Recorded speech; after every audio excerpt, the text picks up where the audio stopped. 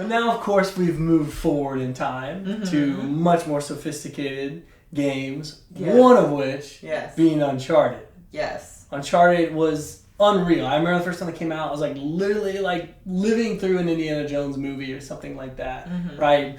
All this puzzle solving. Most people watching this probably already know the game, but if you don't, there's tons of puzzle solving, adventures. You got guns, you got vehicles, you got planes, explosions, tombs. Yeah. It's everything. Yeah.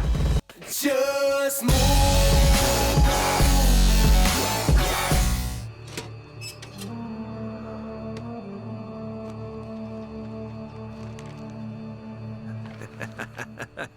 You devil.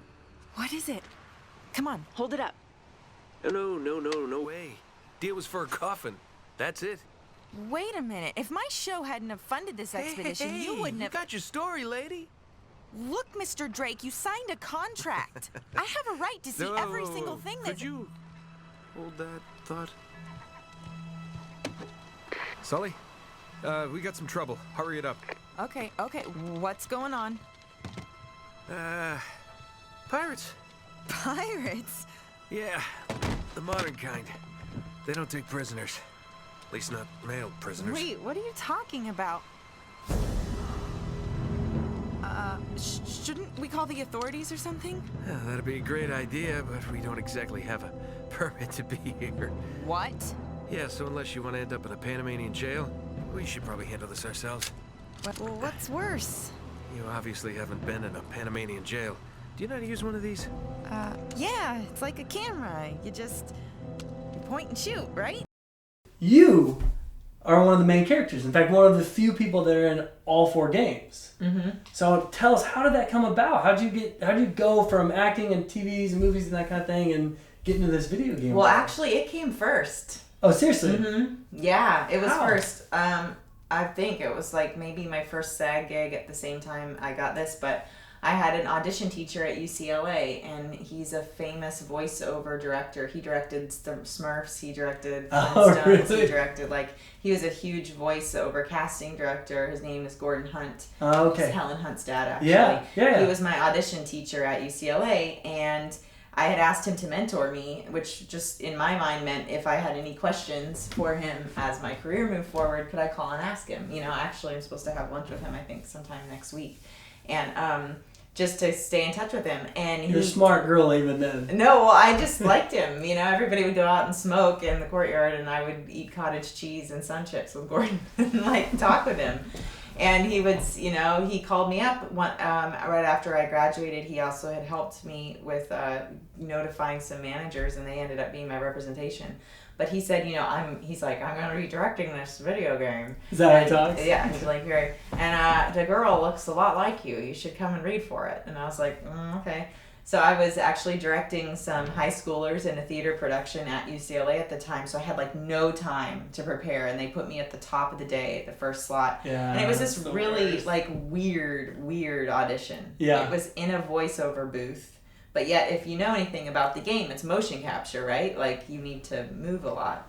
So they wanted us to do that. Was it one with a glass around? Yes. There? Oh, seriously? And you never audition in rooms like that. And no one was in there with you? No. And voiceover auditions. Where they're just talking to you through the loudspeaker. Yes, totally. And you have all this stuff all around you.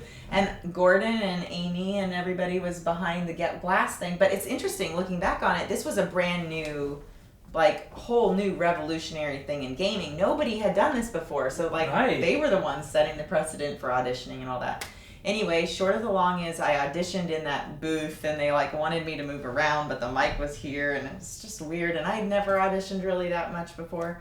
So Gordon calls me up. He's like, well, they're going to go a different direction. And I was like, yeah. Even though when I saw Elena on the page, I thought, that's me. I know that's me. What about her? Was it so? It was drawn. It was a rendering. And then something. And then the character description. And do you remember kind of how they just had described it at the time? Yeah, a girl next door, really sassy, sarcastic, but really smart and really a journalist and. Right, because when we first see her, she comes on the scene. She's got the camcorder. Totally. And she's basically doing her own.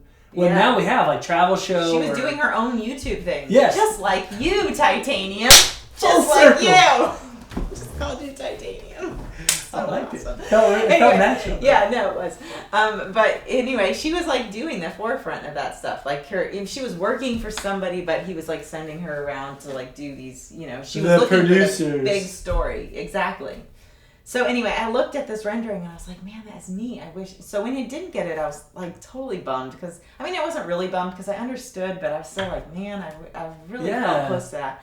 Well, Gordon gave me the best opportunity, and it just to this day, I'm so grateful for it. He said, listen, you know, they're going a different direction, but I want you to come in and read. Can you be our reader for the auditions? I was like, can I be your reader? Of course I can be your reader. I know what you're doing. You're trying to get me in there to learn about auditioning, but you're also getting me in there to like read across from everybody all day long. Yeah, all day long. I mean, that was great of him. Yeah, so there I am reading against from all the people that are coming in for Drake, and including Nolan. And by the end, I was also seeing the girls that were auditioning and going, oh, you're allowed to do that with your breath. Oh, and the second place we auditioned was totally different. It was in a huge room, a proper audition room. So, you know, I learned the sides by the end. I knew all the words. Right, I yeah. reading it. And it's a whole different skill. I mean, if people don't know that, right? Like, lending a voice to a character and just acting when you're fully on screen, there's two kind of different skill sets. And up until this point, voiceover games for stuff had been just the voices. And then they would animate it. Or they had animated it and then the actor had to bend. But Uncharted was the first game that they said, hey, let's do these scenes and let's see what the actors bring to these characters, and then we'll animate what they've done. So you got a really authentic performance. Yeah, and now that has become more and more common. It's kind of revolutionary. Well, now it's the gold standard. That's how they're doing it now, you know? Wow. So anyway, so that's how I got the part, was at the end of the day, reading all day, they kind of looked and they were like, so can you go out? Would you mind reading for this again? And I was like, please, yes.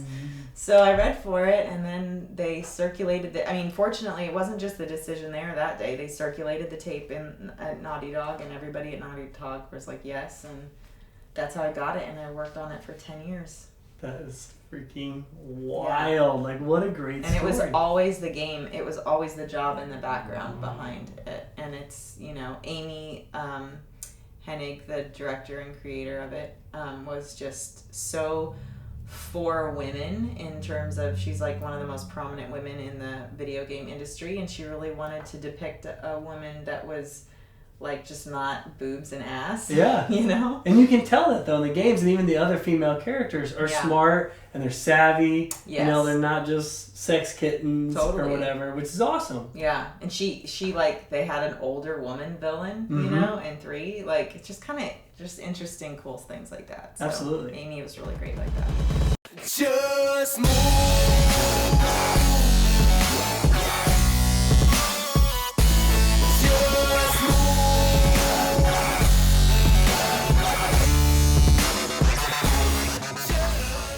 Taking tons of pictures of us, and they'd be like, can you do a and now do this with your lip, now do this with your lip, and you're just like, and it was funny because like everything that we learned in grad school, I remember a day in my voice and speech class where they had mirrors up and we had to do like facial isolations, and I'm like, what